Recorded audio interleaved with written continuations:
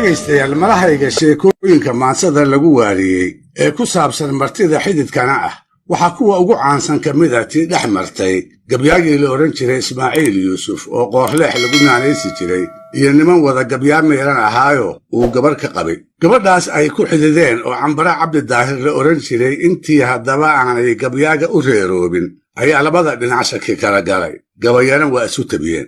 Yarad hordhaca si aan dhammaystirayn ayuu qoorleex bixiyey. Sidii caadadu ahaydna wuxuu filayay in gabadha oo dhibaatsan loo soo wareejin doono, dabadeedna aqal iyo aroos cudoon uu beriyo kula naaloon doono.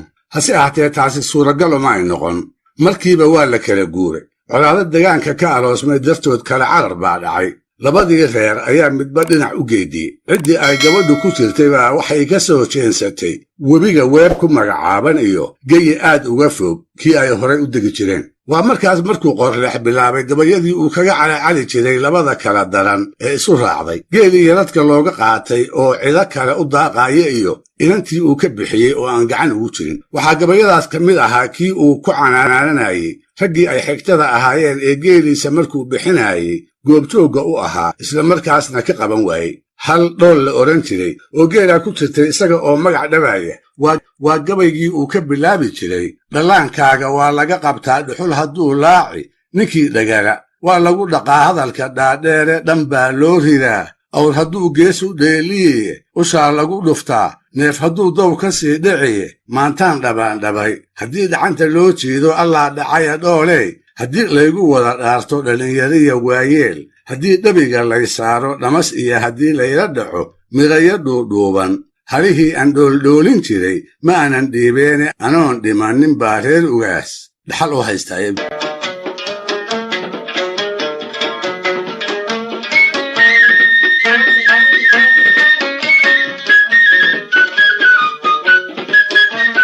dhammaan gabayadaas nimankii ay xididka ahaayeen way uga soo jawaabi jireen iyaga oo aan u turayn walbahaarka ku gaamurayna aan uga garaabayn. qaar baaba ku dooday gabar iyo geel toona in aanu ku lahayn xoolo wixii uu bixiyeyna ay u qaadanayaan isaga reerahoodu mag ay horay uga qabeen. dabadeedna iska daa garowshinyo uu ka helee tixihii calaacalka ahaabay inta ku haadsadeen ugu magac bixiyeen. Ismaaciil Cataabe ayay ku naanayseen. gabyaa lagu magacaabi jiray Carays Gurxan oo raggaas ka mid ahaaye waatuu ku lahaa Ismaaciil Cataabow rag waa kii calool adag ee hashaydii caddaydunbaad meel la cadayoonne macayaayir baa lagu helaa waa Cambara Foose.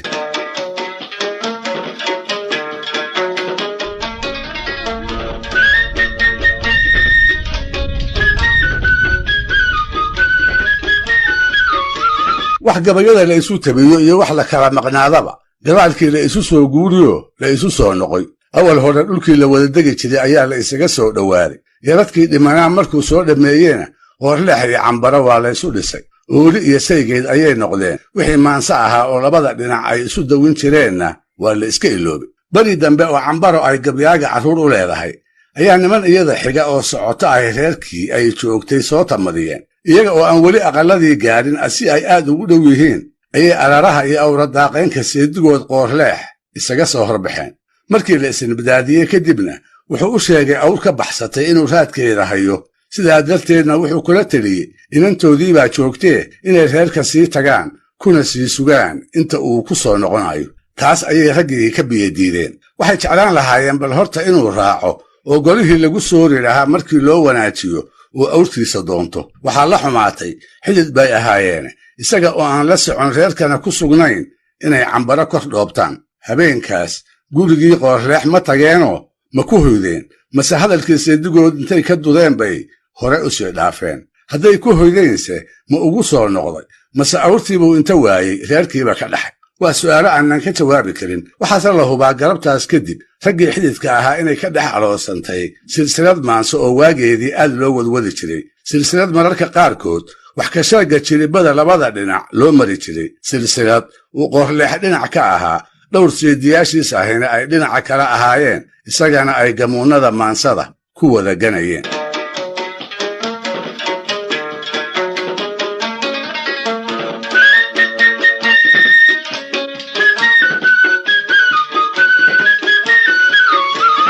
si kastaba ha ahaatee martidii xididkana ahaydii markay dhulkoodii ku noqotay si kale ayay sheekadii u warisay. waxay muggii la waraystay ku warrameen in qoorleex ka dhuuntayoo si aanu u sooriyeynin markuu ogaaday inay reeraha ku jiraan uu gasada aqalka isku daday. dabadeedna gabyaa iyaga ka mid ahaa oo Gaani Faarax la oran jiray ayaa gebiyey. qoorleex ayuu ku eedeeyey inuu ka seexday iyaga oo ah marti xidid iyo xigaale ay labadaba ahaayeen. marti waxba yuubanan u loogin, bariis geedaysanna ku soorine haruub caana ahi ay ku filaan lahaayeen. wuxuu yidhi, rag cadiban carraabana ahoo socod ku caatoobay oo cuurka reer maganahoo idin cashiiraystay waa ceeb. cambara daahirey cawda igu laabe. xeryaha camiran nirgaha caawis laga reebay, xeeryahan casuusta iyo bariis subagu ceegaago waxba yuu cusbada noo marmarin. cabashkii weynaaye cadaabkii lagee muu haruub caana nugu siiyabi.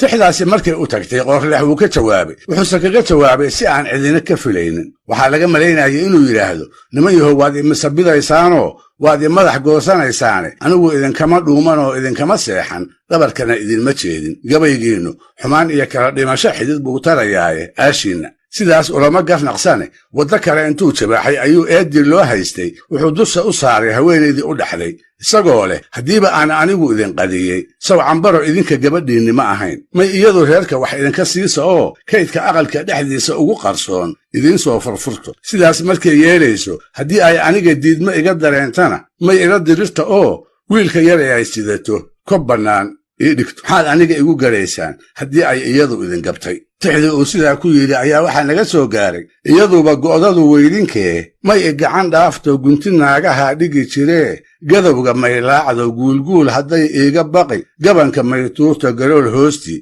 bal may darmada giric idin siiso.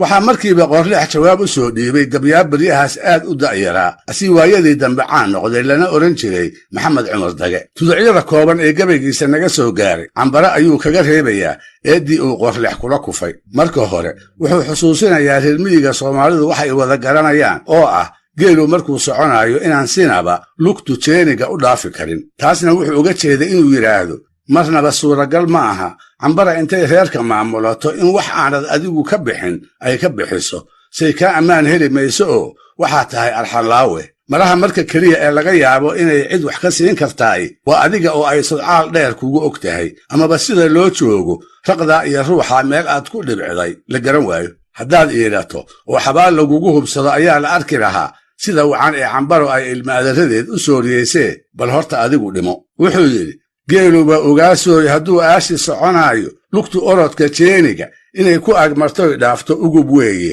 oo waa xaajo aan waalidkeed arag. naagtuu arnaa uud qabo ee ku ag wareegayo isagoon socoto dheer jirin lagana ay waayin adduunka iyo reerkuu lahaa kama ulayseen. haddiise ay agoontowdo oo iilka lagu geeyo anfac kalama oosheen cambara ina adeerkeede ingegsaar muxuu tari haddaan eedi qabanayninba.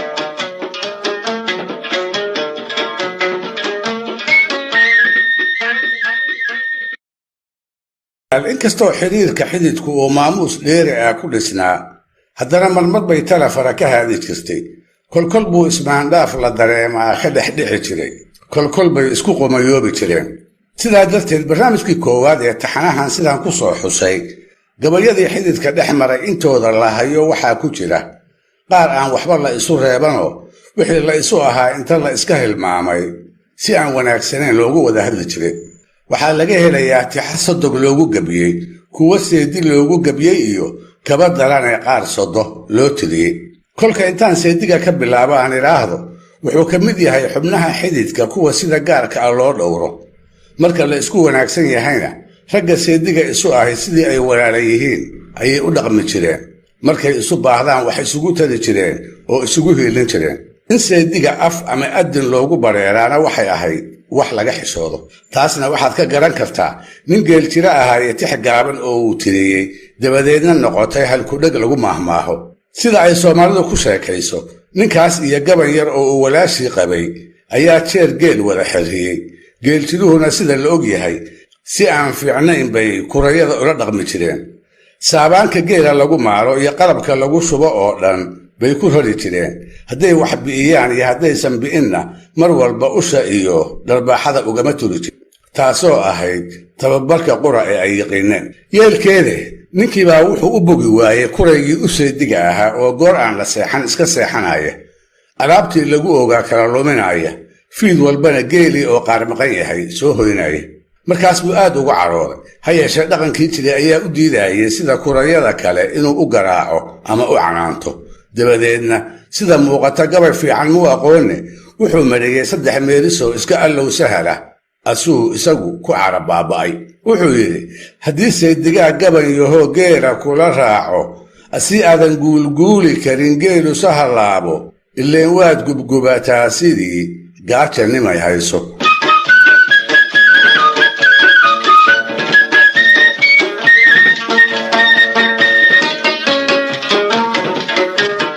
guud ahaan iyada oo hidduhu uu sidaas ahaa ayaa haddana waxaa jiray rag magac lahaayo seediyaashood intay isqoomeen u gebiyey.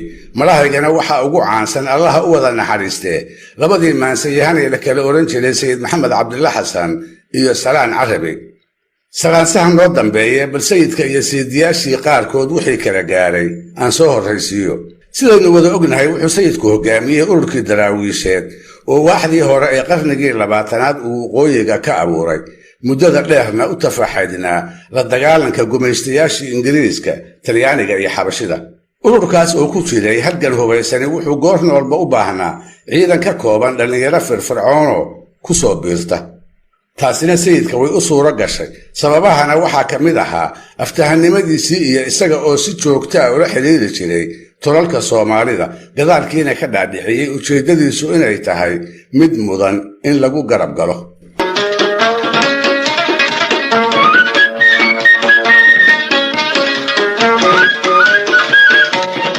qoysaskii haddaba caanka ahaa ee inay daraawiish ku soo biiraan uu ugu gacan haadiyey iyaguna ku raaliyey waxaa ka mid ahaa reer Cali Shire oo ahaa qoyskii geyiga Sanaag iyo dadka dega hoggaanka u hayay. maalintaas bay iyaga iyo daraawiishi wacatameen, quud iyo qaaraan wadaagna noqdeen. maalintaas bay iyagoo dhagadhan xaruntii daraawiisheed soo buuxiyeen. maalintaas baa dab iyo xoolo tiro badan lagu bantookay. dabadeed si uu wacadkaasi ugu meel maro 2 arrimood ayuu sayid maxamed ku dhaqaaqay. mar qoyskii buu la xidhiiday, wuxuuna guursaday Bulla Cali Shire oo garaadku dhalay. waa gabadhii inta quruxdeeda lala ashqaraaray ay Bulla Shubato ku naanayseen. marka labaadna wuxuu u howlgalay kuna guulaystay garaadkii u sodoga ahaa oo weli nool inuu sadanada u caleema saaro inankiisii Maxamuud oo maantaa kadib Suldaan Maxamuud Cali Shire loo bartay.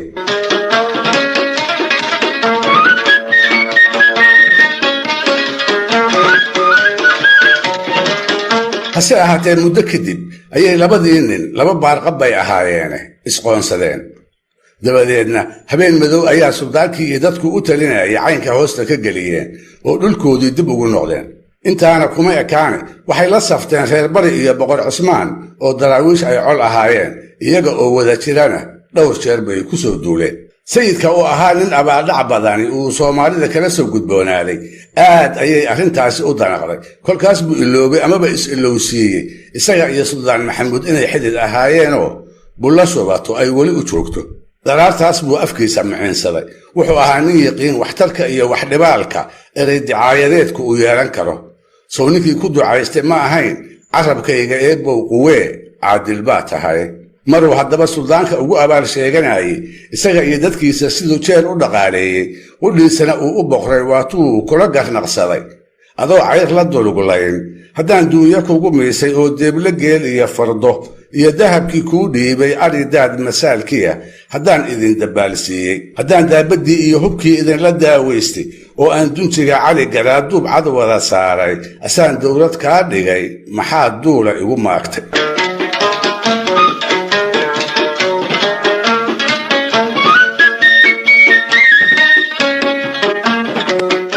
isla baryahaas ayaa waxaa taleex lagu soo simay waa xaruntii sayidka sheeko la yaab leh oo laleeyahay waxay dhex martay suldaan maxamuud iyo hooyadii oo sayidkana sodoh u ahayd iyaga iyo ku allahooda waxay ku warrameen suldaanka ayaa maalin soo maray hooyadiis oo sac iyo ari ay qalatay ka jaraysa hilbo oodkaca oo dhibaad ahaan ay rabtay inay bullo ugu geyso markaas buu ku yidhi hooyo ninkii shaashka badnaa cunno iigama baahnee xoolaha birta iiga dah iyana waxay ku jawaabtay maandhow labadiinnu talada ayaydun ku dirirteen aniguse wadaadka sodoh baan u ahaa welina waanu ahaye dhexdiinna ha isoo gelin warkaas markii looga tibix siiyey sayidku farxad buu kala batay wuxuu u arkay inuu u furay irid uu wax ka wareemi karo kolkaas buu sheekadii u rogay in suldaanku hooyadii hirbihii ku qabsaday dabadeedna garaacay wuxuu ku tilmaamay inuu yahay qorqode had iyo jeer xerada ariga ku jira caanaha isagu lula maamulka aqalka iyo waxa hoos yaalna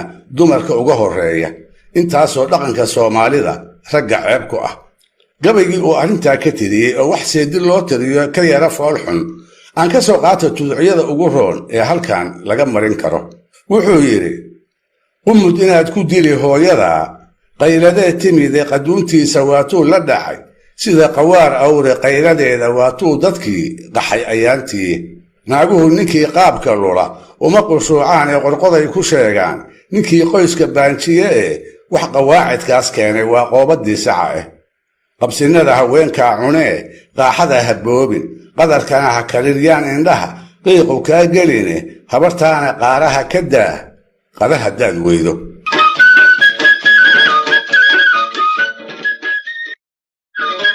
dhegaystayaal raggii u seediga ahaa ee sayid maxamed ay isqoomeen dabadeedna uu u gebiyey kuma ekayn oo keliya suldaan maxamuud cali shire oo wixii kala gaaray toddobaadkii hore aydun halkan ka maqasheen waxaa isaguna jiray nin kale oo lagu magacaabi jiray faarax maxamuud sugulle wuxuu ka mid ahaa madaxdii daraawiishta haweenay la odhan jiray barni maxamuud sugulle oo ninkaas ay walaala ahayeenna sayidka ayay u dhexday wuxuu kaloo ahaa daraawiishi siday u dhan tahay ninkii ugu xoolaha badnaa taasoo uu kula baxay nacnaystii ahayd keligii maadle oo macnaheedu yahay keligii xoolaale wuxuu ahaa saddexda adduunyo nin wax badan ka haystay oo dariiqada dhexdeeda hodan ku noqday maxaa haddaba dhacay taariikhda casriga ee Soomaaliyeed dadkii wax ka qoray sida isku raaceen dhacdadii ugu darayd ee jiritaankii daraawiisheed gelgishay halistana gelisay waxay ahayd shirqoolkii canjeel tale waa la baxay ee ururkaasi ku kala jabay shakigana kala geliyey abbaaraha 1908 ayay ahayd meeshuna waa gelingaalle dhul xoolo daaqeen ahoo markii ay la joogo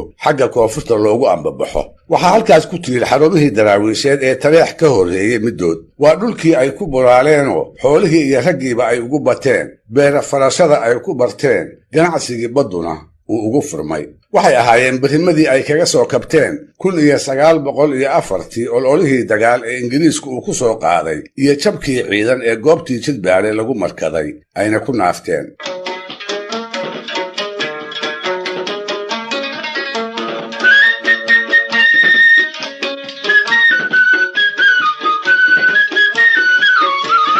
iyaga oo ladnaantaas qaba qarannimana isbiday ayay gumaysigii ingiriiska iyo kii talyaaniga oo wada jiraa shirqool ba'an u maleegeen waxay kordhiyeen dagaalkii xagga dacaayadda ee magaca wadaadka lagu bi'inayay si ciidanka u jidbaysan looga kala eriyo culimmadii qaarkeed ayay abaabuleen gaar ahaan qaadiriyadii awalba sayidka kula colka ahayd dariiqada saalixiyada inuu dalka soo geliyey kuwaas iyo rag horay daraawiish uga fakaday intay isku dareen ayay u direen Makka oo xarun u ahayd Sheekh Maxamed Saalax waa sheekhii uu sayidku ijaasada ka haystay ee uu magaciisana ku dagaalami jiray halkaas markay tageenba intay sheekhii hor fadhiisteen bay sayidkii ku dacweeyeen wax uu falay iyo wuxuu safalinna way ka wada sheegeen dabadeedna warqad waana ah ayuu sayidka u qoray hase ahaatee awjaamac cumar ciise siduu buugtiisa qaarkood ku sheegay warqaddii sheekha waa la faraxumeeyey nimankii uu gumaysigu soo abaabulayna waanadii ku dhignayd ceeb iyo cambaarays bay u rogeen gadaalkiina xeebta ilig daldala ayay ka soo rideen sidaas bayna gacantii sayidka ku soo gashay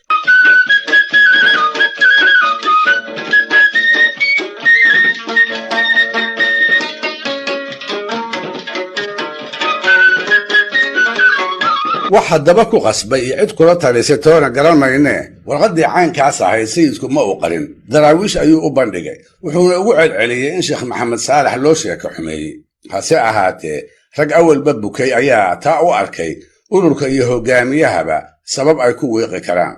raggaas baa waxay shir ku qabsadeen geed canjeera oo ku yaal tog aan xarunta ka fogayn. kobtaas bay dhowr maalmood fadhiyeen iyaga oo ka arrinsanaya haddiiba sheekhiisii uu iska beri yeelay waxa ay iyaguna sayidka ka yeelayaan. aandillo rag baa ku taliyey, aynu meel ku xirro taladana kala wareegno. kuwo kale ayaa soo jeediyey aan xaruntaba u bannayno oo ka wada dhaqaaqnana. qaar kale ayaa yidhi. laakiinse ka hor saddexdaas talo intii aan midnaba lagu dhaqaaqin ayuu sayidkii nabad sugiddiisa ayaa indho iyo dhagabadnayde qorshihii afgembiga ka war hela.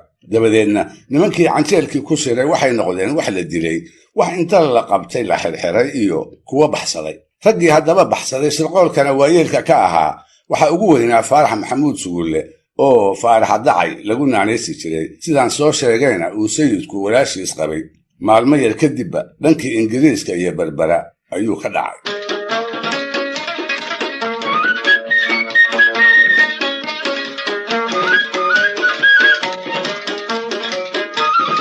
haddiiba faarax maxamuud sugulle wuxuu bilaabay inuu ururiyo ciidan uu sheegay inuu sayidka kula dagaalami doono, taasoo gumaysigii ingiriiskuna uu ugu bogay inuu ku taageerayana uu ugu ballanqaaday. isla shirqoolkaas tixa qurux badan oo uu ka tiriyey ayuu sayidku magaca faarax ku soo qaaday, isaga oo haaraamaya inoona sheegaya inuu cidlo ka maagaye aanay jirin sabab uu ula culoobo iyo wax uu u dhibay tooni. waxaa tixahaas ka mid ahaa, niman yahow si daran baa qalbigu iisa damayaaye sokeeyiyo xigaalaanan sugin. sannada maanta ahee soomaali oo idili waysun iyo daybaaqe. sullankoodi lanaar iyo gun iyo saaruqyey helaye sinjidhaannadii bay khataraysaanjiga ahaaye oo waa seediyaashay waxeer saatan ii galay. saranama dhex ool faaraxii seerigaa xulaye ibliis baa sallaan kula degoo saaxil kuu diraye. sucdi haddii uu leeyahay kufriga uma sujuudeenib.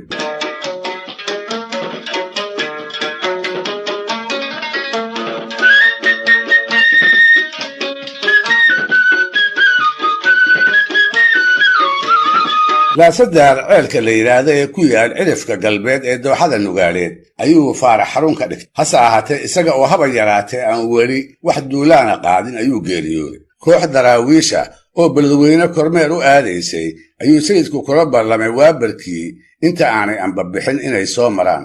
markay u yimaadeenna intuu madaxa foorariyey ayay ka maqleen isaga oo leh, dacayow daalinkiiyow, dacayow daadufkiiyow, haddaad duunyoy tiraahdo dameer eebbahay masiiyow, haddaad diinay tiraahdo waryaa eebbahay ka daahyow, haddaad diriray tiraahdo lugaha eebbahay ka dabaryow.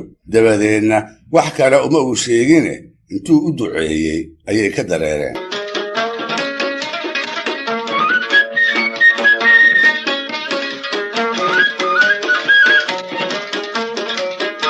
kooxdii markay hawsheedii soo ibiday ayna soo kormeereen daarihii beledweyne ee iridda aamin iyo saldhig ayay soo noqdeenoo gudbo ayltoos uma ay aadine nugaal sare afka saareen. agagaarka laasadahar kolkay soo gaareen ayay qabteen kura yaroo geel ceelka laga soo shubay fulinay. hadday cabsiiyeen oo u cagajugleeyeenna wuxuu u sheegay maalintaas war ay maqlaan kii ay ugu jeclaayeen. wuxuu uga tibix siiyey faarax dacay iyo rag tira yar oo uu isagu madax u yahay inay ceelka ku sugan yihiin. markaas bay isagiina iska sii daayeen, iyagiina xaggii ceelka u degdegeen. wax yar kadibba waxay indhaha ku dhufteen faarax oo geed weyn halkii doonyaysan, welina cimaamaddii daraawiishtu ay madaxa ugu duuban tahay. faaraxna markuu arkay kooxdii oo iyagana astaamihii darwiishnimo ay ka muuqdaan ayuu booday. waxaase dabray cimaamaddii madaxa ugu duubnayd oo inta ka dhacday lugaha isaga martay. taasna odayadii daraawiisheed ee aanu soo gaarnay waxay ku macnayn jireen inuu ku dhacay habaarkii la aqbalay ee sayidku uu faarax ka daba diray kadib markii uu daraawiish ka fakaday. si kastaba ha ahaatee maalintaas ayuu faarax geeriyooday, isaga oo eersaday xabado afsaar ah oo kooxdii daraawiishta ahayd ay la heshay, isaga oo weli dhulka yaal, cimaamadiina ku dabran.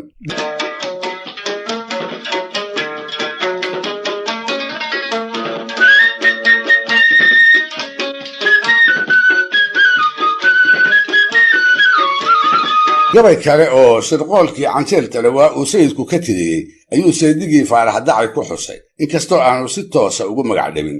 waa geeridiisii kadib. waa gabay labada meelis ee ugu dambeeya ay Soomaalidu aad u taqaan kuna mahmaahdo. waa labadii meelis ee ahaa hadday seedinima door ahayd dacay najaaseeye ha la isdilo dagaal waxaan ahayn daawo lagu waaye.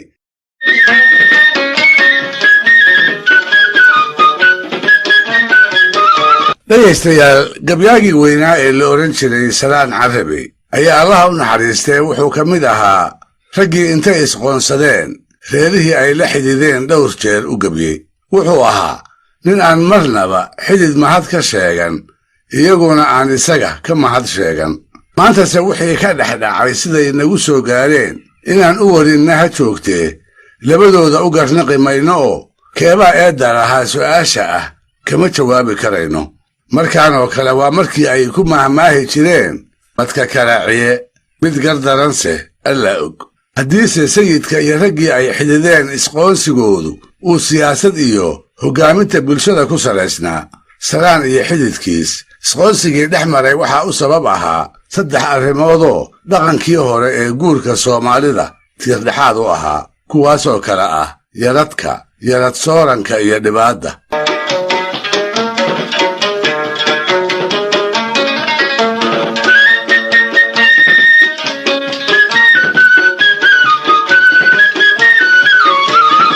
inkastoo haddaba sodog iyo seedi in loo gabyaa aanay bulshadu wax wanaagsan u aqoon jirin, haddana dhaxalka maanso ee uu Salaan ka tegey markaan u fiirsado waxaa farsamo ahaan ila foolaadsan tixihii alla kacabsiga daaranaa ee markuu gaboobay uu tirin jiray iyo gabayadii uu xididkii kula garramay ee kolkii dabin la joogaba uu kaga eed sheegan jiray. iyada oo gaf weyn laga nabdoon yahayna waxaa lagu doodi karaa gabayadii Soomaaliyeed ee xididka loo tiriyey kuwa ugu caansan inay yihiin isaga iyo qaar ka mida raggii uu la xididay kuwii ay isu celiyeen. dhinaca kale, markaa dib u eego taariikhda maansada Soomaalida inteeda aan u warhayo, cidda isaga la garab dhigi karo oo sidiisa oo kale xidid u gabyidda aan indhaha u marmaran jirin waa allaha u naxariistay gabyaagii la oran jiray Axmed Nuur Aadan Qooraab oo Axmed Dirir loo yaqiin, kaasoo barnaamijyada soo socda ee taxanahan midkood aan ku soo qaadi doono gabaygiisii sida aadka ah xididka ugu dhiiranaa ee eeraggoo la baxay. si kastaba ha ahaatee, tixaha gaagaaban ee ugu horreeya haddii laga reebo Salaan iyo xididkii, gabayadii ay isu tiriyeen isaga ayaa u badnaa, isaga ayaana bilowgooda lahaa. su'aasha haddaba meeshan la iska weydiin karaa waxay tahay, sideebay gabayadaasi ku bilowdeen?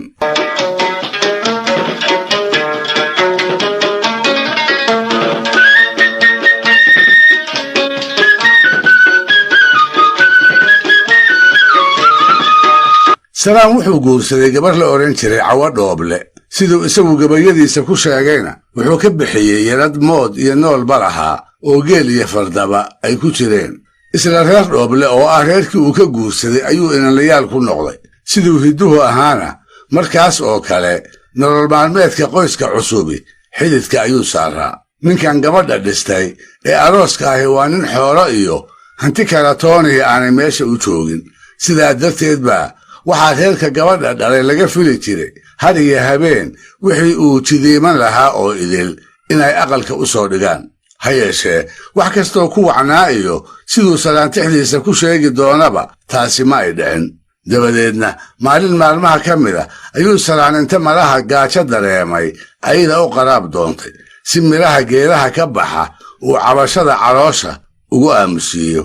isaga oo mareerkii hohobtii iyo miracaskii guranaya ayaa waxaa arkay baa la leeyahay reerkii uu la xididay dumarradii joogay qaarkood. waagii horena ragga waaweyne uma badnayn inuu miraha gurto, sideedana xoolola'aan iyo saboolnimo ayuu miraysigu astaan u ahaa. qoladii inta la dhaco cayrowda ayaa qowlo noqon jirtayoo tan iyo waaga ay wax tabcanayso miraha quud ka dhigan jirtay, markaasoo yar iyo weynba ay ciddiyuhu madoobaan jireen.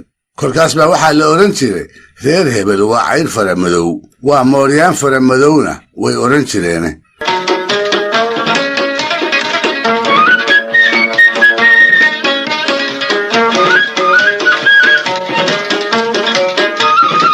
arrintaas iyada ah isaga oo Salaan maanka ku haya oo raggii hore waa dhiifoonaya ka baqaya in loogu gabyo ayuu malaha is yidhi kollay gabay waa lama huraane qorii xera adigu ku hormar intii lagaala hormari lahaa. markaas buu ka gaarsiiyey tix gaabanoo uu kaga eed sheeganayo aqalkiisa aan cunnada lagu ogayn, hilib iyo caanatoona aqalkiisa ka maran, isla markaasna aqal aroos ah lagu sheegayo.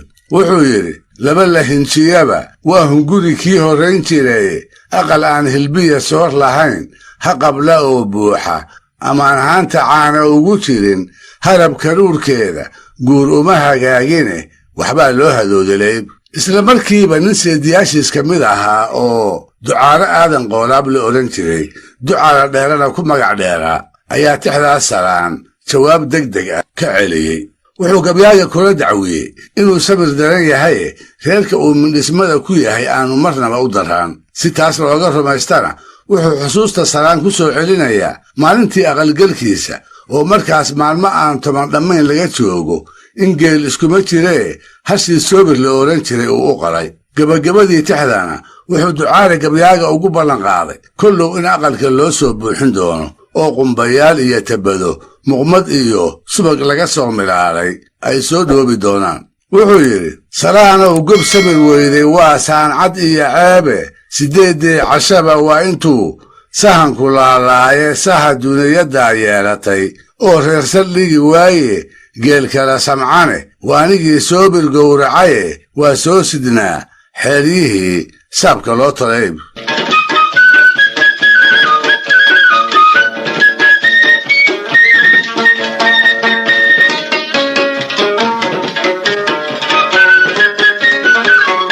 seedi waa beer haddii soomaalidii hore ay ku mahmaahi jirtay, salaan isagu weedhaas murti umuu aqoonsanayn. sida gabayadiisa qaarkood laga garan karana waxba seedi ugama duwanayn dadkii kale ee uu la dhaqmi jiray. wuxuuba rumaysnaa cibaadadu hadday sunno iyo faral u kala baxdo in tolka iyo xididku ay iyana labadaas u kala baxaan, oo tolku uu faral yahay xididkuse uu sunno yahay. taana wuxuu ku sheegay maruu ka jawaabayey tixuu ducaale dheeratiriyey oo uu magaciisa ku soo qaaday. dhammaadka tixdiisan ayuu salaan isku garsiinayaa maantaa kadib inaannu ducaale iyo seedi kala toona ka xishoon doonin, welibana uu maanso nafta kaga qaadi doono. wuxuu yidhi 3 jeer dulqaataye hadday saa'id kor u dhaaftay waxba yaanan xidid waa sunne seediyaaldayine mugga maan xambaarada ku sugo saadsay geerida ebig.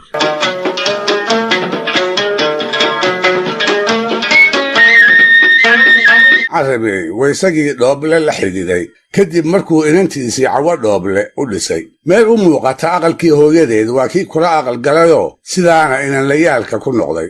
inanlayaalkuna siday u badnayd reerka uu ka guursado muddo dheer lama ood ahaan jirine gu ama laba kadib ayuu ka guuri jiray. gabadhii oo lamaanaatay amaba aan weli curan isaga oo wata ayuu u wareegi jiray qoladii uu ka dhashay iyo kolba geyiga reer aabbihiis ay markaa ku sugan yihiin.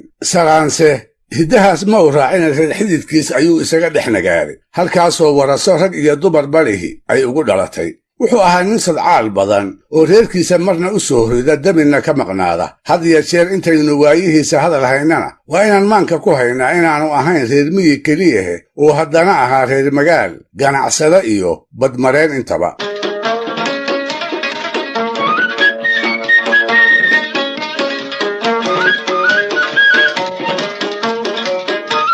wax la isku qabayba iyada oo sidaa loo wada joogo ayaa gabyaaga iyo xididkii waxaa dhex martay xidhiirkii awalba madmadowga ku bilowday dhacdo uga sii dartay. oo maxay ahayd intaadan isweydiinba anaa kuu marine waxay wariyeen maalin maalmaha ka mid a inuu reer xididkii u sheegay inuu maagan yahay berbere inuu safar ganacsi ugu kaco. markaas buu hargo, subag, baal gorayo, ahmin, awr gorol miirana qoys waliba wixii uu haystay oo ganacsi geli karay farta ka saara. maalintaas buu ciid iyo cayn midkood wuxuu kala dhaqaaqay awr ay wax waliba ku raran yihiinoo in yar mooyee tolweynihii uu la xididay ay lahaayeen. dabadeedna waxaas oo badeecaa kolkuu caddaystay ayuu markab xeebta taagan inta dusha uga baxay shaqaale ka qortay. sow markaana xididkii safarka lahaa garaarta kagama dhigin, oo sow maantaa kadib nin u godobaysan salaan ma noqon iyada oo cawo iyo carruurtiiba ay dhex joogaan.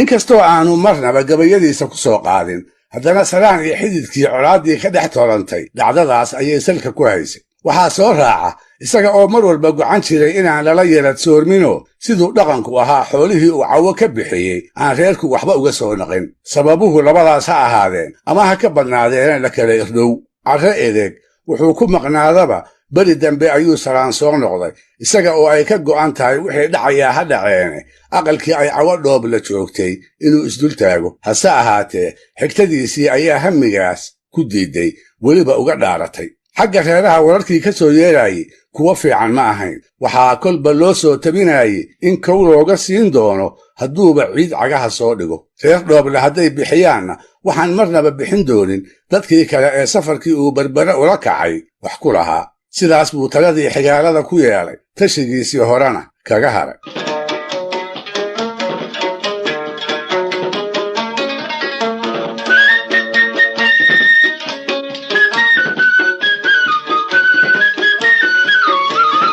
wuxuu salaan ka mid ahaa maansayahanadii Soomaaliyeed ee markay cid isqabtaan gabayga ku cadgoosan jiray xidid iyo xigaalana aan uga bi'i jirin wuxuu sida muuqata ahaa nin hadduu gardarro dareemo inuu maanse ka celiya mooye dadku tiraabka uu ku wada xaajoodo aanay ugu bixi jirin xagga xidid ugabyidana tixihiisa seediyaal oo keliya kuma uu ekayne wuxuu ku macjuufeeyey sodogiis dhooble seedigiis rumaad maxamed dhooble afadiisii cawo dhooble iyo sidoo kale qof dumara oo ceebla dhool uu ku sheegay aanna filaayo hablaha reerka inay ka mid ahayd isagana dumaashi ugu qumanayd kala irdhoobiddii isaga iyo xididkii wixii ka dambeeyey gabayadii uu tirin jiray midkood ayuu dhowrkaas qof ku magac dhibay isla gabaygaas ayuu haddana kaga calaacalay xoolihii yaradka ahaa ee uu cawo ka bixiyey kuwaasoo uu kala mid dhigay wax uu meel cidla ah ku shubay dhulkii uu reerku degganaa waa isla gabayga uu ku haaraamayo ee uu ku sheegayo xoolihii uu bixiyey in wax looga soo celiyo iska daaye waagii uu reerka inalayaalka ku ahaa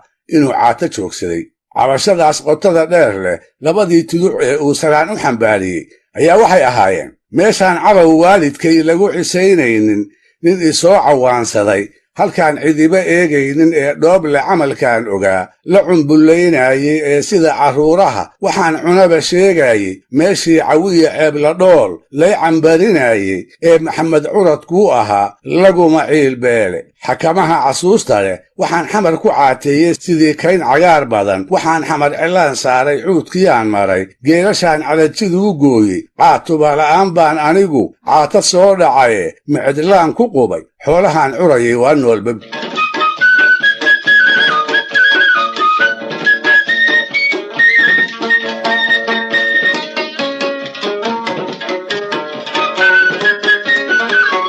inkastoo isaga iyo xididkii ay qardoofadaasi ka dhex aloosnayd haddana salaan marnaba afadiisii cawo kama uquusan wuxuu rabi lahaa dadkii safarka lahaa meel uu kaga nabadgeli karo inay ku wada dhaqmaan wuxuu jeclaan lahaa intay si uun ugu soo wareegto degaanka reer aabbihii inay wada joogaan waxaase beryahaas ku soo duushay in iyadiiba la baayacay kadib wadaadadii degaanka markii laga helay iyada iyo salaan inaan meher isu haynin marba hadduu intaas oogu ka maqnaa wax masruuf iyo marashi ahayna aysan xaggiisa ka soo gaarin kolkaas baa waa siduu maqlaeh cawo la soo doonay ragga qaarna yarad hor leh aabbaheed ugu yaboohay dabadeed isaga oo wararkaas iyo waxa uu ka yeeli karaayo rogrogaya ayaa waxaa halkuu joogay ugu yimid seedigiis maxamed dhooble kaasoo u soo jeediyey cidina haatan wax uma haysatee ciid iyo reerkiis inuu ku noqdo isaguna uu u gelbiyo taasna dabikambood buu ahaaye wuu iska soo taagay maalintaas ayuu tiriyey gabay dheeroo uu maxamed ku halqabsaday la xididkii reer rooble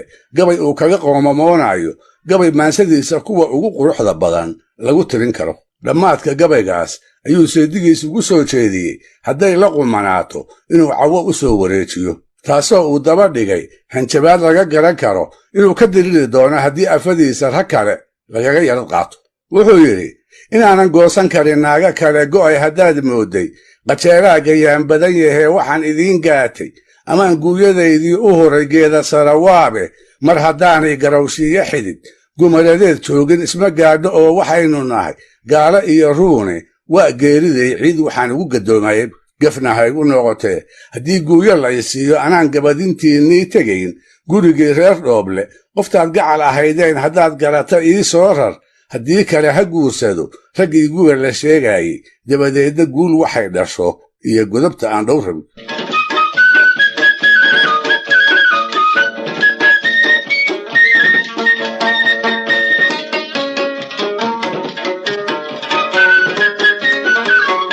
waa dambe oo uu gaboobay ayuu saraan guursaday.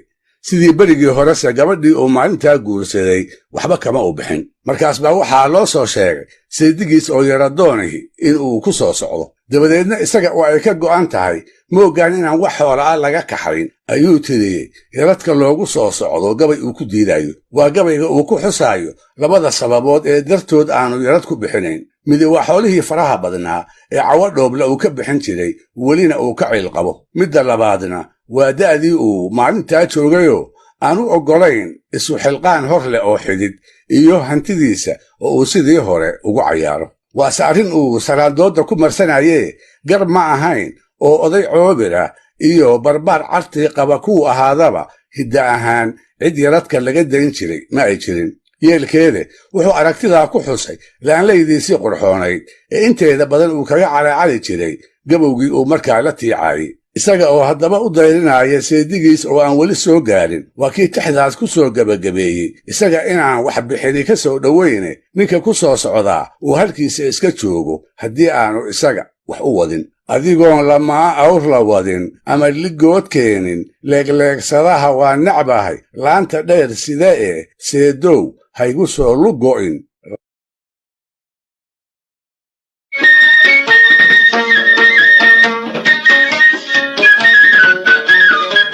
dhegaystayaal waxyaabaha guurkii hore ee soomaalida fududayn jiray waxaa ugu weynaa yaradka oo xoolo kala duwan iyo hanti kala jaad ahba lagu bixin jiray. waqooyiga iyo galbeedka gaar ahaan geel fara badan iyo fardo ayuu ninka gabadha guursanayaa yarad uga bixin jiray. dabadeedna qayb isla xoolahaas ka mid ah ayaa ninkii bixiyey dib loogu soo celin jiray taasoo ah hanti qaybsigii yarad sooranka loo yiqiin. maalintaas wixii ka dambeeya istaakulayntu waxay ahayd wax ay labada qoys kala fishaan iyo xeer hiddaha xidhiidhnimada ka mid ah oo la dhowro.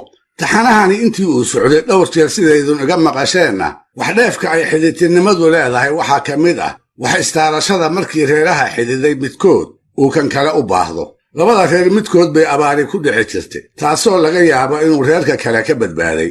labada reer midkood baa colgeli jirayoo intuu xoolaha ka mooro duugo xeryaha u madoobayn jiray isla markaasoo guluf iyo gaadaba uu reerka kale ka nabadgeli jiray.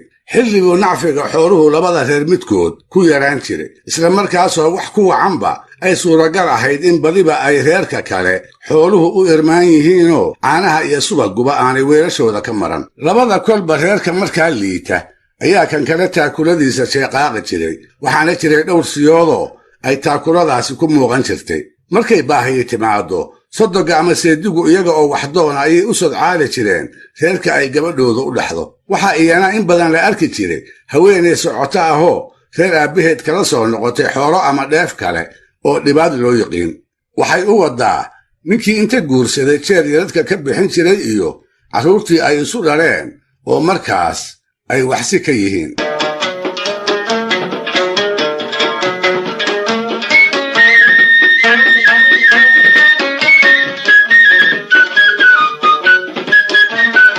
taakuladuse waa inay labada dhinacba ka socotaaye aan had iyo goor dhinac keliya laga malaysan.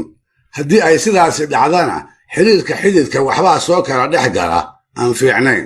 waxayna ugu daran tahay reerka gabadha dhalay markii inta yarad wacan laga siiyey uu waaga dambe dhibaad iyo wixii kalee labidaba uu ku masuugo. taasoo kalena waxay la soo gudboonaatay allaha u naxariistay gabyaagii caanka ahaa ee samatar baxnaan la odhan jiray kaasoo tix gabay ah ku waariyey dhacda isaga iyo reer xididkiis dhex martay. haweenay u dhaxday oo yarad dawra oo ka bixiyey ayaa qoyskii ay ka dhalatay jeer u dhibaad doonatay. kolkaas buu aabbaheed siiyey ina soohan awr la odhan jiray. sooma sakaxaysanne cid baan u soo dirsana geelaha igu sii jiro intay tiri ayay reerkeedii ku soo noqotay. beri dambe diraac kulul iyada oo lagu jiro ayay samatar sodogii iyo rag kale geelii caynaba u arooriyeen. hase ahaatee markii inta la shubay la fuliyey ma uu dhammayna wuu kala dhantaallaa. awr baa ka maqnaa.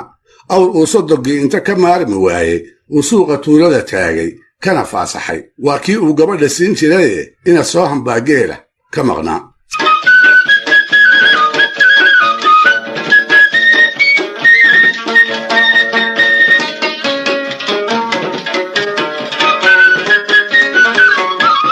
samatar iska samir waxaase samri weyday haweenaydii oo 2 gu kadib iyada oo dhibaadoona mar kale reerkoodii ku noqotay. moogaana wuxuu aabbaheed siiyey hal maydhuub la oran jiray oo markaa dayrin ahayd. taasna ma ay soo wadane sidii awrkii bay reerkii kaga timi. dabadeedna geelii reerka ayaa lagu darangeeyey. dhowr bilood kadibna waxaa lagu war helay maydhuub inaanay gacan ku jirin.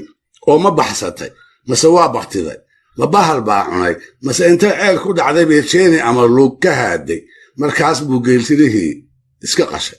intaba jawaabtu haah ma ahee waa maya. samatar saydigiis oo gabadhana la walaal ahaa ayaa maydhuub markaana yagoori ka iibsaday.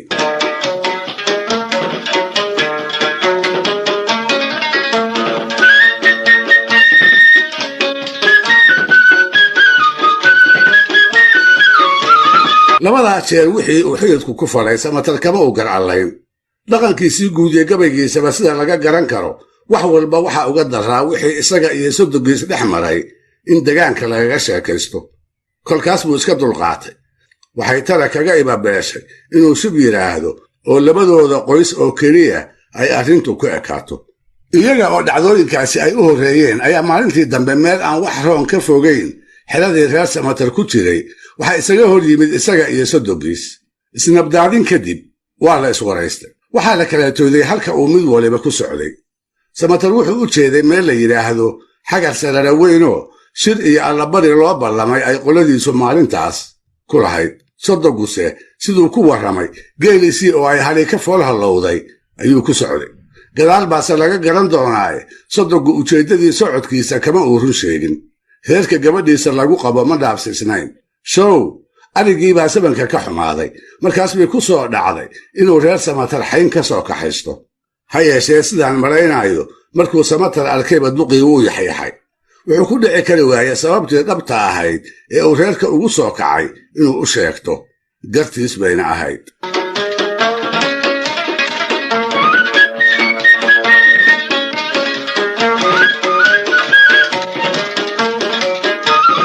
si kastaba ha ahaatee cabbaar kadib la kala gadoon oo labada mid waliba ambadii uu ku socday u jaamee. xaggii shirka ayuu samatar u dhaqaaqay. sodogiina aqalladii inantiisu joogtay ayuu u degdegay. gabadhii oo maanta 4 wiil samatar u leh ayuu aabbaheed ka kor dhacay. dantiisiina uga tibix siiyey. markaas bay 11 neef oo ida iyo riyo isugu jira arigii reerka uga soo goysay. isaga oo neefafkii wata ayuu soo agmariyey xagar sarara weyn iyo halkay samatar iyo raggiisu ku allabaryaayeen. mid ay isa soo arkeen baa geedkii la fadhiyey soo joogsaday. markaas buu yidhi, shanqartaasi waa odaygii hebel ahaayoo ari wata, ari uu reer samatar ka soo kaxaystay. samatar oo haddiiba la galay ayaa inta kacay arigii hor joogsaday. markaas bay raggii goobta fadhiyey labadii nin isu dhagaysteen. wixii uu sodogii ku falay ayuu samatar meeshii kaga hadlay. isagiina ma dafirine wuu qirtay. markaas baa lagu yidhi, war haddaadba sidaa iyo sidaa yeeshay ninka arigiisa faraha uga qaad. hase ahaatee ri iyo laxtoona kama u reebane samatar sodogiis arigii waa u daayey. wuxuuse ku yidhi, awalba ujeeddadaydu in layna ogaado ayuunbay ahayde orod waa kuwa xalaale xaynta kaxayso.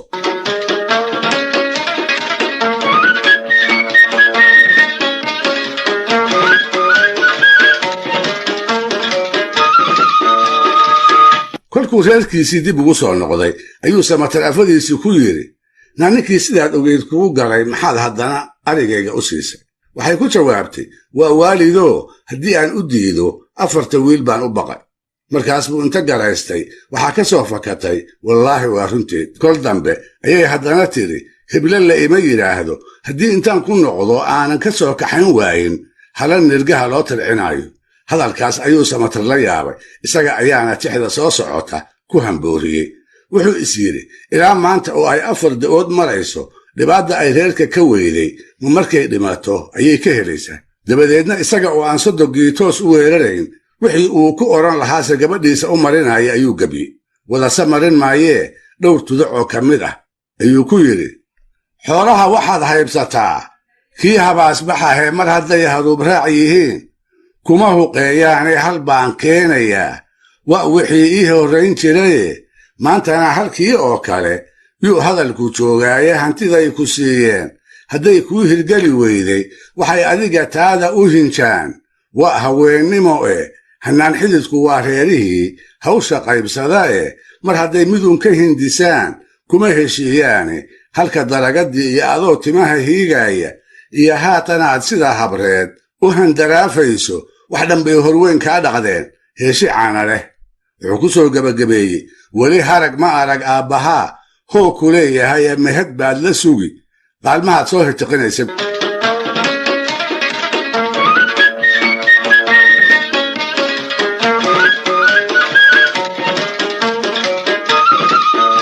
allaha u naxariistee wuxuu samatar sida muuqata ahaa nin dhab u rumaysan mahmaahdii soomaaliyeed ee ahayd gacmo isdhaafaa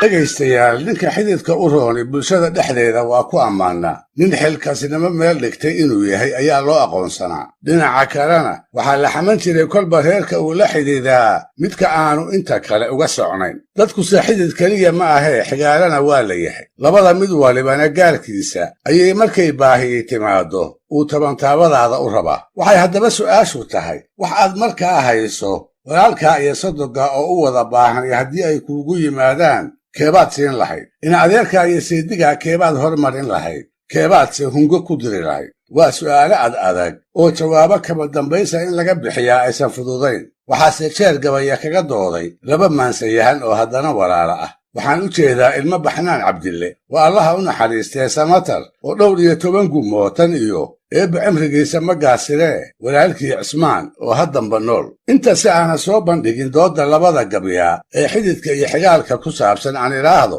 sababaha soomaalida dhaqataa ay geela ku jeceshahay waxaa ka mid ah awrka oo la'aantiis jiritaanka nolosha reer miyiga aan la suurayn karin mar waa raray gurgushaayahoo waa lagu guuraa waa bacadlo oo waa la dhaansadaa waa hayin oo inta la layliyo ayaa la fuulaayo rakuub baa laga dhigtaa mar kale waa baarqabow guga ama dayrta intuu qooqo ayuu geela tarmiyaa dhabtiina raray ama baarqab ku ahaadaba ninkii inta geel iyo reer leh xeladiisa ka waayaa waa u dhutiya wuxuu ku qasbanaadaa xidid iyo xigto kolba kii u heli kara inuu ka baryo sidaas awgeedna awrta waa la kala ergistaa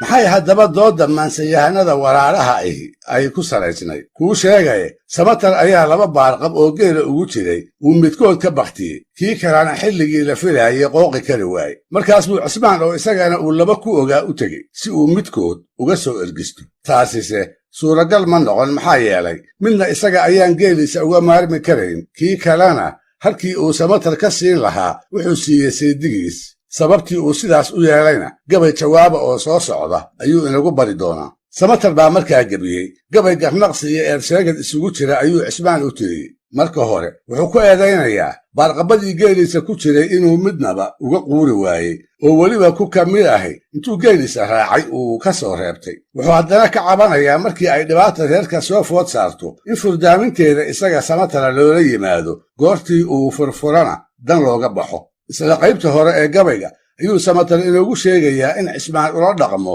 siday reer miyigu hangoolka ula dhaqmaan isagaa markii reerka lagu ooto meel la isaga tuuraa lamana xusuusto ilaa geediga dambe laga gaaro wuxuu yidhi gabal dhacaba xaajooyin bay go'an cismaanowe markii laga gabaanaday duqii geela riminaayey ee gaabiyow ina tigaad guuxba laga waayey ee uu garoofta u badnaa gabal yar mooyaane ee aan mid guudliyo raray ganac ku doonaayey adna laba gamuutaad lahayd oo garkaa maray midkii galab i raacaad sarwaan go'an ku jiidaaye gankaad kala culowdaa hadduu gaydhar hoorsado garaadkaagu kuu diid kanaa guuye kuu xiga geeddaha hangool lagu tabaa guri la oodaayo intaan la guurin loogama arxamo gowra dhaxameedee mar haddii yagleel loo guntado gacanta loo qaadiye aniguna gaddaasaan ahood igula gooshtaaybu gelin kuma maqnaataan markaad bale isgaadhaane goortaad gargaar iga hesho yaad gaar u socotaay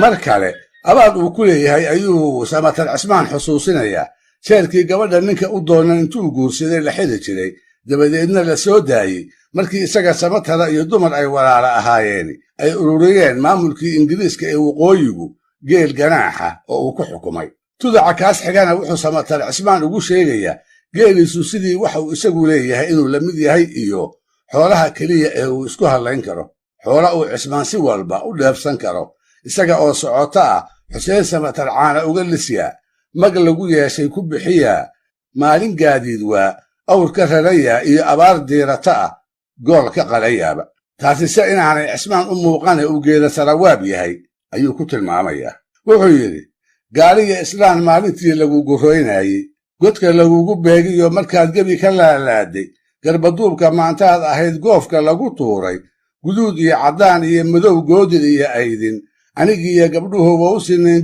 guritinkoodiiye balgar waaqso xariggaad gashaan anigu kaa gooyey adoo meel ku guura ah xuseenku ugu godolyaaba qaalmaha galool iyo idiin goraf ku maashaaba gaafada la kala qaata iyo guur ku bixisaaba gashi keentayaaye adoo gooman rarataaba gucumaalo naaxay iyo abaar goolka qalataaba haddaan guluf la tegin kaygu waa gumaro kuu taale geedsara kuwaabkaa taqaan waa ku soo gabiye dhammaadka tixda wuxuu samatar haddana cismaan ku tusaalaynayaa lama huraan inuu walaal yahay muddada xididku u jajaban yahayna ay tahay maalmo kooban iyo intaad isku cusub tihiin amaba aad ladan tahay maantii ruux lagu sababana waa isaga samatara ruuxa aarkiisa loo doonan oo loo dili ama loo dhici sodog iyo seedi toonihi inay dhiig iyo qaankaa bixiyaanna waa wax aan la filayn loona soo joogin wuxuu yidhi garka iyo wadnuhu waa dhashii bihiina guuleede goortaad xumaataan nin kale kaa gabbanayaaye garaxgaraxda xidid waa dhowbaad kala gadoontaane kuwa gacanta kula raacayaad garab shaqlaynaysid gamba kuguma bixiyeen adoo geesii soo dilay ee anunbaa la ii geli lahaa gooban joogaba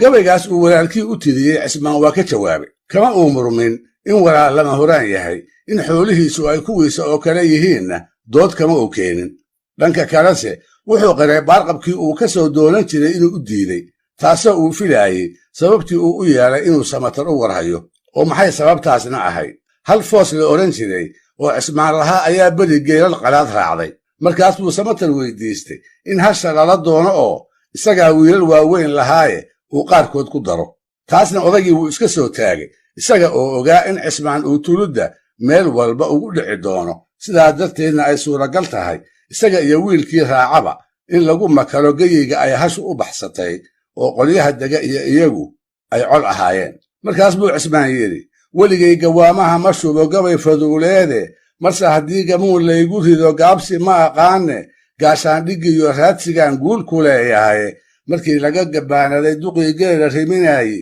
ee gaabiyow ina tigaad guuxba laga waayey garan weydaysaan kaaga xiray kayga guunka ah geelii halaabaa ka kulul gaalmiduu dhacay garabtii dhoweyd foos markay geediyada raacday gundheere iyo maantaan u kacay garabka maygaagle aan keligay guuraha ahaa ama guclaynaayey gucumaalo aar maalintuu igu gadoodaayey maantaan u galay reerihii godabta ii haystay go'i waaye dhowr xoog leh baad gora ku joogteen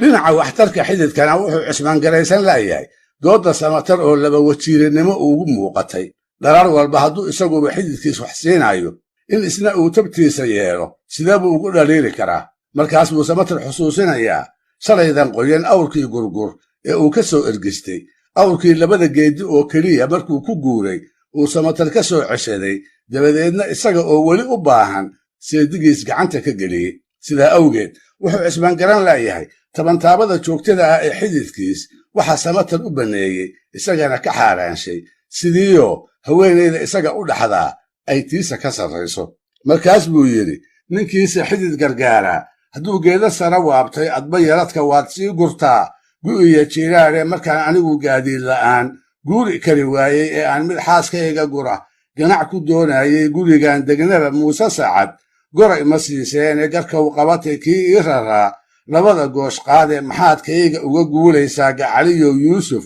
gabadhaad qabto iyo taydu sow dumar gudboon ma aha.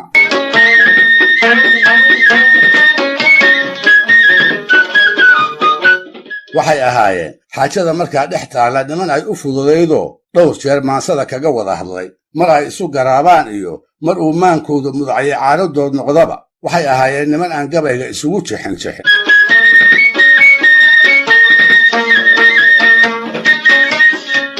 dhegaystayaal haddii aydun weli xusuusataan barnaamijkii saddexaad ee silsiladan xididka iyo dhaqanka aan kaga hadlaynay ayaan ku soo qaaday oraah murtiyeed uu abwaan soomaaliyeed reebay kuna saabsanayd xidhiidhka xididku marka uu soo xumaanayo siduu u kala daran yahay. waa oraahdii mahmaahda noqotay ee ahayd nin iyo seedigii wada hadlay suugaantan rag baan mooday, sodogii hadday gaadhana saxariir rag baan mooday, sodohdii hadday gaadhana halla kala socdaan mooday. intaan haddaba ina hebel guursigeeda aanay tala kaga ibabeelin waxay ragga hore toyan jireen anshaxa qoyska ay ka soo jeedo. waxay si hoose ugu dhabbageli jireen magaca ama magac xumada uu qoysku bulsho weynta ku dhex leeyahay. ninka markaas guurdoonka ayaa wuxuu si gaara ugu fiirsan jiray camalka iyo guhaadda islaanta berri sodohda u noqon doonta. waxaa la qabay inay iyadu tahay jiritaanka qoyska gabadheeda qofta dheerayn karta amaba inuu dumo soo dedejin karaysa. waase waayadii ay dhashu waalidkeed dhab u maqli jirtayoo iyadoo dhowr da'ood dhashay ay gabadha hooyadeed inta gacanta soo qabsato reerkii ay wax u dhashay ka soo kaxaysan karaysay. sababahaa dartood bay sodohda ugu roonaan jireen, uga xishoon jireen, eray xun iyo wax u dhow toonana uma ay quuri jirin.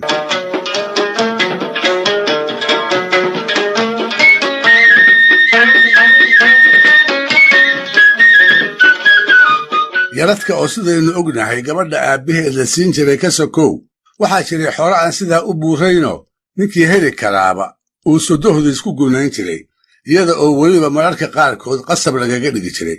taana aan tusaale idinka siiye beri baa waxaa aad loogu tartamay guurka gabar ina suldaan diiriya la odhan jiray. yarad fara badan ayay dadkii dhalay ku xidheen, markaas baa la isku fallisay ilaa markii dambe arrintiiba ay xineeyataabad gaadhay. ma reer hebel bay u dhici doontaa mase guryaha reer hebel bay salka dhigi doontaa? talow ninka uu suldaanku kula xididi doonaa kuma ayuu noqon doonaa? su'aalahaas iyo kuwo lamid ah ayay bulshadu meelaha la isugu yimaado intii muddo ah isku weydiin jirtay.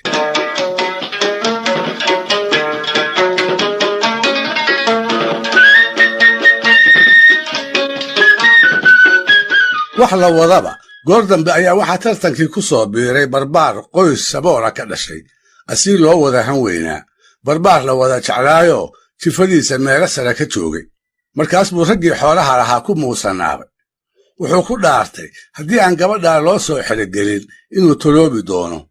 xoolaha yaradka ah ee suldaanku sheegtay haddii aan la soo tubin inaan dib dambe loo arki doonin.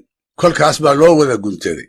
rag aan doonayn in reer hebel uu gabadha kaga adkaado ayaa maalmo gudahood ku soo ururiyey geelii iyo fardihii yaradka ahaa, taasoo suldaankii gabadha dhalayna uu ku raalliyey. dhowr bilood kadib ayaa reerkii uu la xididay waxaa u sadcaaray inankii oo doonaya inuu gabadhii dhisto oo ama isla reerka uu idanlayaal ku noqdo amaba uu ka soo kaxaysto. ha yeeshee markuu gaarayba waxaa laga hor keenay shuruud hor leh oo marnaba aanu soo rogin. waxaa lagu yidhi gabadha lagu siiyey waxaase lagu dhisayaa oo keliya markaad sodohdaa u keenteed 60 neef oo ari ah iyo awr ay ku guurto.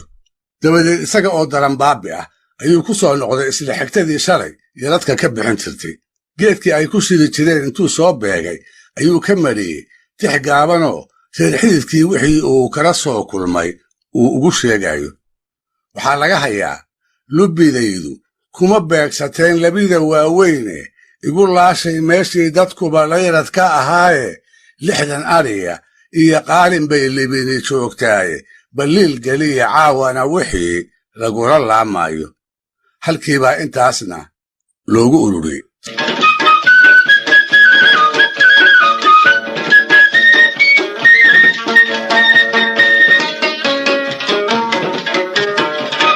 sodohda oo la guneeyaa ma ahayn wax guurka ka hor ku ekaaye waa wax inuu ku wado ninka wanaagsan ee gabadheeda qaba laga fili jiray.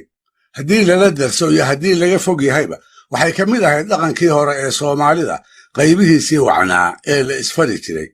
sodohda wacan waxaa iyadana laga malaysan jiray ninka ay gabadheedu u dhaxdo inay dhab uga xishooto, labadoodaba inay hooyo u wada ahaato, haddii madmadow soo dhex galo inay gartooda dhexdhexaad ka noqoto, in aanay maamulka qoyskooda si toosa faraha ula gelin, had iyo jeerna siduu u sii jiri lahaa ay ku hawshooto. sodohuhuse weligoodba isku mid ma ahayn. sida dadka kalaba u kala dabeecad yahay ayay iyaguna u kala anshi duwan yihiin. waxay odhan jireen qof walba wixii uu la yaraa buu la weynaadaa, waana abuur baa ka horaysana waatay ku mahmaahi jireen.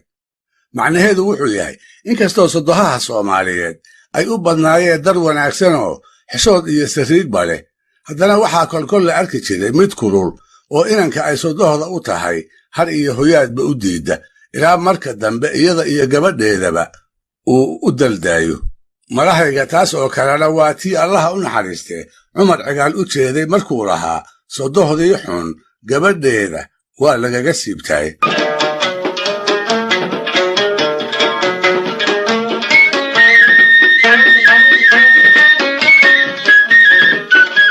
si kastaba ha ahaatee rag tira yar oo waxaa jiray markay is-afgaran waayeen indha adaygooda ku dhiiraday inay sodohdood u gabyaan.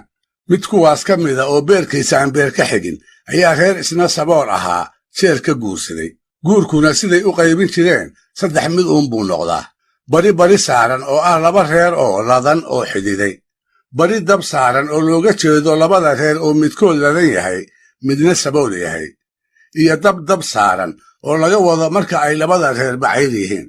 ninkaas haddaba saboolka ahaa ee cidda saboolka ahna ka guursaday ayay sodohdii waagii dambe aad ugu kululaatay. mar ay gabadha ku soo dirto iyo mar ay iyadu u bareertaba waagii baryeba waa erag, gabalkii dhacaba waa canaan, hiif iyo haaraan. lug iyo laan buu kala bixi waaye. sababtana waa la gartayoo inanka gabadheeda guursaday ayay malaha waxtar ka filaysay, taasoo ay ku hungowday. sodoh iyo cid kaleba in xididku waxaystaartaa waa gar, waase markii wax la isdheer yahay ee dhinacna uu waxayo dhinaca kalena uu goomoon yahayoo ay waxaas baahi u hayso. maalintii dambe ayuu inta meel fadhiistay isaga oo keligiisa garnaqsaday. tix gabay ah oo 3 meelis ka kooban buu tiriyey. marka hore wuxuu garaystay waajibkii ay sodohdiis ku lahayd inaanu gudanin. marka labaadna wuxuu isugu cudur daaray inaanu taas eed ku lahayn, marba hantidii uu iyada ku raalligelin lahaa haddii aanay gacan ugu jirin. marka saddexaadna sodohdii ayuu ku eedeeyey inay ka baydhay dhaqankii wacnaa ee sodohnimada ku saabsanaa, isagana aanay ka xishoon inay ximisa mooyaane. markaas buu yidhi, sodoh waxaad xurmaysaa markaad xoola leedahaye alla ilahe xaqaagii ma gudin, laysma xaasido adigana xishoodkuguma arag laxintan mooyaane.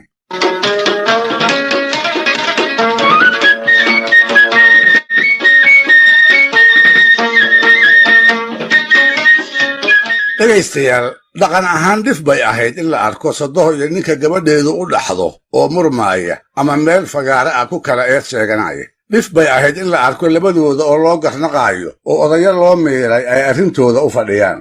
intabana waxaa ka daraa oo aan la suurayn kari jirin in sodoh loo gabyo. guud ahaan inkastoo ay arrintu sidaas ahayd, haddana inta aan ogahay waxaa jiray 2 nin oo inta ku dhiiraday sodohdood wax u tiriyey. midi waa toddobaadkii hore ninkii aan sheekadiisa idiin mariyey ee isaga oo sabool ah qoyska saboolka ah ka guursaday, dabadeedna intay malaha waxla'aanta ku qoonsatay tixda gaaban sodohdiis u tiriyey. ninka kaas labeeyaa wuxuu ahaa gabyaagii weynaa ee ismaaciil mira la odhan jiray. iyada oo Faadumo Dhoore ay muddo wada joogeen ayuu gadaalkii ka miyareeyey. wuxuu guursaday dhiimo cawad oo la filayay mar hadday miyaro tahay wakhtigiisa inta badan inuu iyada la joogi doono. wax ku wacnaaba taasi ma dhicin. afadiisii hore ayuu Ismaaciil iskala dhigtay. dabadeed halkii ay gabadhii ka masayri lahayd, sodohdii baa ka masayrtay oo ma ay qarsane diirka ayay ka qaaday. waxayna ugu darayd markii ay gabayday oo sidii iyada oo lala qabo ay Faadumo wax uga sheegtay. waxay marisay farsamo ahaan tix uu deelqaaf ka muuqdo. yeelkeede Faadumo ayay gaabni ku dhaliilaysaa, quruxda gabadheeda ayay ku dhaadanaysaa, dhibaat badan oo ay reerka keentayna Ismaaciil bay xusuusinaysaa. waxay tidhi gabadh dhalada oo dhuuban oo dheer maad qabine weylaalis dhiina iyo lama ikuuma dhinac oo leh adigaaba dhaydhayanayee dhabayac weeyaane dhuullada magaalada waxaan dhira ku soo laaqay sidaad dhiima badaxay u tidhi baaqi bay noqotay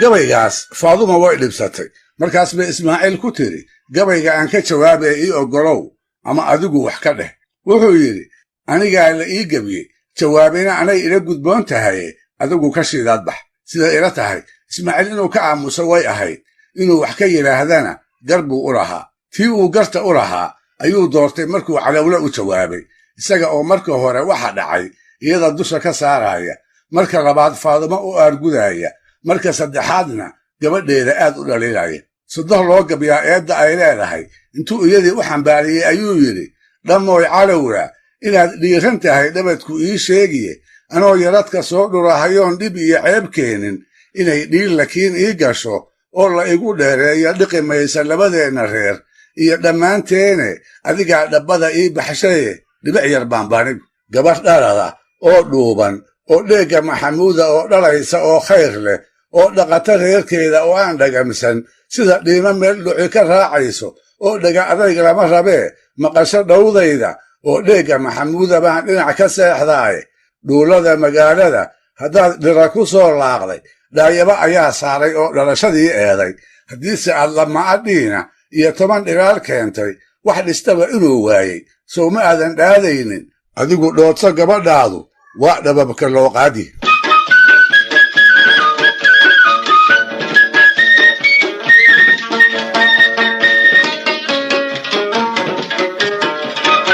waa dhow ka hor hannaanka warisgaarsiinta ee hadda la haystaa dunida kama jirin taarka oo qarnigii 19aad soo shacab ahayna looma wada sinnayn muddo dheerna wuxuu ku ekaa dalalka galbeedka iyo dowladihii cilmi baaristooda ku washaray sidaas awgeed barkii labaad ee qarnigii 20aad wixii ka horeeyey qalabka casriga ah ee wax la isugu tabiyaa sooma uu gaarin ummadaha haatan dunida saddexaad lagu tilmaamo soomaalidu ummadahaas ayay ka mid ahayd wixii keli ahaa ee iyagoo geyi kale fog kala jooga ay reer miyigeedu wax isugu tabin jireenna wuxuu ahaa dab weyn oo markii la oogo meelo kala durugsan laga arki jiray marka ay dhiilla jirto ee ay col isaga digayaanna waxay isku ogeysiin jireen qalab la afuufo oo dhul fog laga maqli jiray sida buunka caroogga iyo garrida qalabka warisgaarsiintu haba ku yaraadee soomaalida wax iskuma seeganayn iyada oo kala degaana ayay haddana isu warhaysay ganacsiga ayaa xeebka xeeb iyo miyiga u dhexeeya isaga gooshi jiray taar iyo telefoon midnaba la isuguma gudbin jirin haddana gabay hobyo laga tiriyey ayaa wax bil ka yar kadib jigjiga lagaga haasaawi jiray kismaayo iyo xeebaha koofureed dagaal ka dhacay ayaa maalmo gudahood caluulo iyo bullaxaar laga ogaan jiray taasna waxaad ku rumaysataa allaha u naxariistee gabyaagii la odhan jiray maxamed bulxan oo maxamed cawar lagu naanaysi jiray reer berberana ahaa siduu ugu warhayey dabayaaqadii qarnigii 19aad dagaaladii gosha ka qarxay ee nasiib buunda uu ammaanduulaha ka ahaa is-addoonsigana lagu diidanaa isaga oo xeebaha waqooyi ku sugan ayuu maxamed cawar ogaa kuwa koofureed wixii ka dhacaayey markaas buu dirirtii halkaa ka ognayd wuxuu ku xusay tuduc ka mida gabay hawaara waran ah oo uu berigaa tiriyey waa tuducii ahaa biyamaal baraawiya fadhiya badaha sii jeeda isba buundo dabadii ma cunin budiya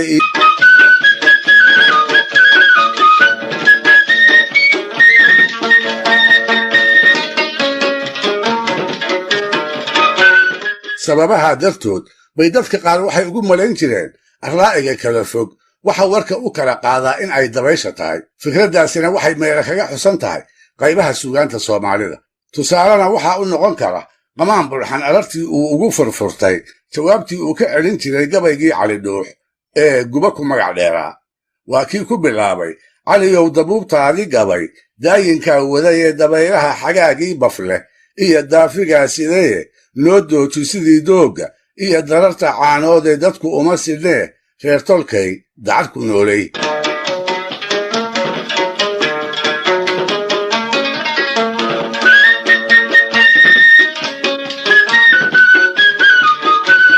si ay haddaba u muujiyaan kolba ninka gabadheeda qaba xishoodka ay sodohdii ka mudan tahay. maskaxdii hore ee Soomaalidu waxay mala awaashay sheeko xiriira ku saabsan faafidda warka iyo dabaysha.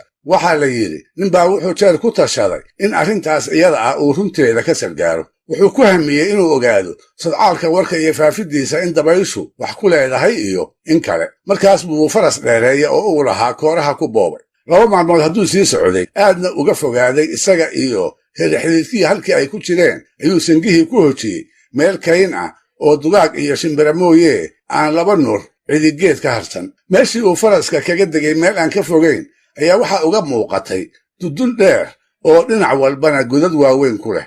waxaa la yidhi godadkii dudunta midkood intuu afka saaray ayuu sabab uu u doortay garan maayee islaantii sodohdiis ahayd cay ku daldalayoo sidii isaga oo qof kale la faqaaya cod aad u hooseeya aad ugu aflagaaday. afxumo oo idil kolkuu ku afuufay erayadii cayda ahaana ay ka wada dhammaadeen ayuu duduntii afka kala soo baxay oo inta faraskii fuulay dib isaga noqday. waa kaas isaga oo keligiisa islana hadlaaya wuxuu ku celcelinayaa maantaa la kala ogaan. dhegaystayaal, inkastoo aanu badsan jirin haddana Axmed Nuur Aadan Qooraab oo Axmed Dirir loo yaqiinay wuxuu ahaa gabyaar raca hore ku tirsan. markhaatina waxa ugu filan tixaha tirada yar ee laga dhaxlay. gabyaar walibase waxbuu ku caanbaxaaye sida Salaan Carabey. Axmed Dirir waxaa lagu bartay maansada xididka loo tiriyo taasoo loo boqri karo badankeed Soomaalida gabaygiisii wada gaaray ee Eeragoo la baxay. sababtii uu u tiriyey aan idiin hormariye waxaa la yidhi jeer ayuu guddoonsaday inuu guursado oo uu bah labaad yeesho. markaas baa waxaa loogu farmuuqay gashaanti kolkii inaayaheeda loo sheegay uu ab iyo isirba u gartay. waxayse ahayd agoon, sidaa darteedna odayadii xigtada u ahaa ayuu ka doonay, iyaguna waa siiyeen. siduu hidduhu ahaa wuxuu gabadhii ka keenay geel yarad ah oo qaalmo uu jeclaa ay ku jireen. dabadeedna aroos baa loo gangaamay, wuxuuna mindhismo ku noqday isla reerihii gabadha siiyey. in muddo ah hadduu xididkii la deganaa ayuu ku tashaday inuu u wareego jifadiisu halkii ay tiil. hase ahaatee aqalka inuu la guuro uu doonayaa waa badan yahay oo waa kii uu dhowaanta arooska ku galay. gaadiidka uu haystaana kuma fillo oo waa 2 awr oo keliya. markaas bay ku soo dhacday cidda uu la xididay inuu ka wato ama ka helo 2 kale oo uu ku guuro dabadeedna uu u soo celiyo. waa hiddaha gaadiid celiska loo yaqaan ee reer miyigu ay isku taakuleeyaan. korkaas buu afadii cusbayd ku yidhi orodoo gaadiid kale reerka noo soo weyddiye. sidii bay yeeshay, waxayse kula soo noqotay awrtii la diid. dabadeedna wuxuu faray waa beriga inay aqalka furto oo dhulka wada dhigto si wixii ay qaadi karaan ay labadooda awr ugu rartaan, waxa kalena ay saa dambe ugu soo noqdaan. wuxuu odhan jiray sidaas markaan lahaa iga dhamma ahayne xididka ayaan ka xishoodsii islahaa bal inay awrta kuu keenaan markii ay arkaan aqalka oo dhulka ku quban. taasise ma dhicin. intay aqalkii furteen ayay wixii ay qaadi kareen labadoodii awr ku rarteen. wixii haray oo dhulka daadsanaana maalin dambe halkii ugu soo noqdeen, iyada oo xididkiina aan xidid u dhaqaaqin.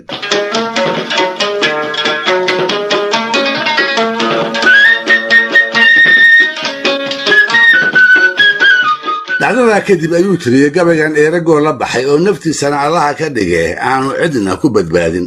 gabadhii cusbayd iyo xididkiiba cagta ayuu mariyey, qoryo kalena wuu ku aflagaadeeyey.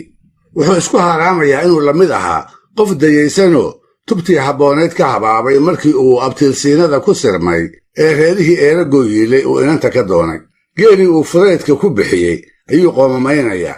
siday la ahaydna meeshuu u xilo doontay waxa uga roonayd inuu abbaaro dar uu fannaa ku tilmaamayo, kuwaasoo aanu ka waayeen gabar weynaatayoo ariga si wacan ugu dhaqaalaysa.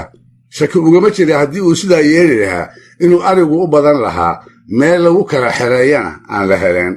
intuu ku halqabsaday gabyaagii weynaa ee Aadan Carab la odhan jiray ayuu qaybtan ku leeyahay: amarkii ilaah iyo wakhtigu waa wax kaa adage, nin aan baday halkuu aaday waa ula ekoonaydee anigoo arkaayaan waddada Eeragoo xulaye abtirsiinyihii baa i hoday Aadan Carabowe.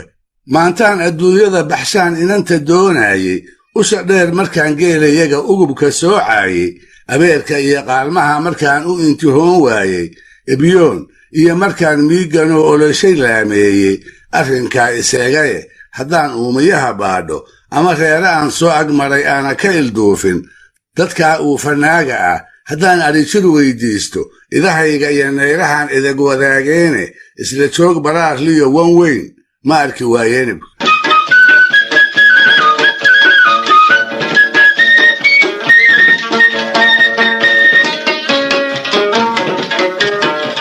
dabadeed wuxuu u jeesanayaa xididkii gaadiid celiska u quuri waayey wuxuu ku eedaynayaa dhabcaalnimo iyo inay u maleeyeen dhul fog iyo meel aan iibay ka sokayn inuu awrta ula kacaayo dib dambena aanu ugu soo celin doonin ugu dambaysta gabadhii uu guursaday ayuu ku tilmaamayaa inay tahay ruux agoona haddii aabba u noolaan lahaana aan aqalkeeda cidlada lagu fiilsadeen wuxuu ku soo gebagabaynayaa anigana markii ay iga yarad qaadanayeen waa igu qatareenoo waxay iigu sheegeen qof cid leh oo reer ka dhalatay markaas buu yidhi wixii kale ilaawaye haddaan aqalka lay daadin oo awran gaadiid ceshado lay ammaaneeyo alxamdulillah mooye wax kale maba idhaahdeene abaar caanaliya ceelow waa meel agteenna ahe isha dacoley udubkii ku jiray kalama aadeene nin ammaano neceb baan ahay oo iguma aameyne ayaan iyo wixii laba ka badan eragtu waa ceebee malaase iimey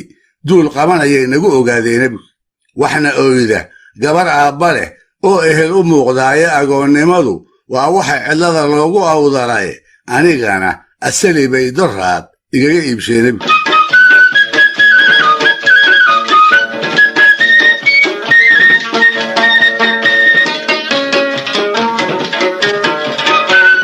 aflagaadada iyo maagga markii layska indhatiro waa gabay qurux badanoo nin gabyi ogi uu mariyey waatuu isaga ku halqabsadaya gabay dheer oo jawaaba ayuu aadan carabna tiriyey gabay uu ku diidaayo kaa axmed dirir iyo dooddii uu xambaarsanaaba hiil buu ka filaayee canaan buu ku halqabsigiisii ka kororsaday isaga oo oday isaga dhigaaya ayuu bilowga gabayga ugu sheegayaa marba hadduu ninku waayeelo oo geedka shirka looga waco ama gabyaal la yaqaan uu yahay inay ku habboon tahay inuu is-ilaaliyo oo wixii magaciisa wax u dhibaaya uu ka fogaado markaas buu ku hiifayaa gabaygii uu u tiriyey gabadhii uu dhowaanta aroosay iyo weliba reerihii uu la xidhiiday kaasoo inta taararka la isugu tabiyey meel walbaba gaaray taana wuxuu ku tilmaamay inay tahay caado uu axmed dirir weligiiba lahaa xidid ugabyaduna ay tahay wax uu ku yiqiin sidaa darteed gabadha iyo reerkooda tixda uu hadda u tiriyey ma aha gad cusuba uu la soo baxaye waa hiddihiisa wax ka mid ah wuxuu aadan carab yidhi axmedow ikhyaar iyo ninkii oday la moodaayo ee xaajadii oodanta iyo ururka loo doono ama shay ammaarada khalqiga kaga amuuraysan ama yuu ahaan beefilkii ugu abbaaraaday waa inuu ilaashaa waxaan lagu ammaanayn durba inaad arooskii cusbaa gabay ka aasaastay aad inan yaroo udubcada iyo ugubkii ceebaysay ay eera gooban ka dhacay arartu kaa jiidhay aartiiga iyo taarku keen ooga iyo ciide waa la asturaa xidid hadduu iinba leeyahay teer iyo ismaaciil intaad qola idaacaysay uurjiif hamoodine ninkani waa abwaan jiraye maantana halkaad ka iltiqiin oonku kuu qabay